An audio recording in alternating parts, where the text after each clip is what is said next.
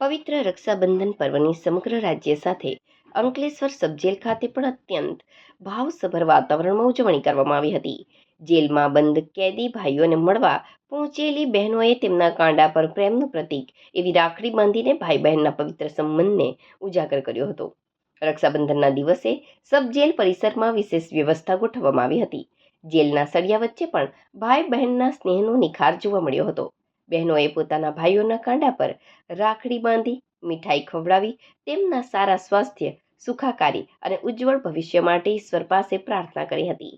લાંબા સમય બાદ એકબીજાને મળતા જ ભાઈ બહેનની આંખોમાંથી હર્ષ અને વેદનાના આંસુ છલકાઈ ગયા હતા, જેના કારણે જેલ પરિસરમાં અત્યંત ભાવુક દ્રશ્યો સર્જાયા હતા. ગુનાની સજા કાપી રહેલા કેદી ભાઈઓ પણ બહેનોને જોઈને લાગણીવશ થઈ ગયા હતા. જેલની ચાર દિવાલોની વચ્ચે પણ રક્ષાબંધનના આ પવિત્ર પર્વે ભાઈ બહેનના અમર સ્નેહ અને પારિવારિક બંધનની ગુંજ સંભળાઈ હતી.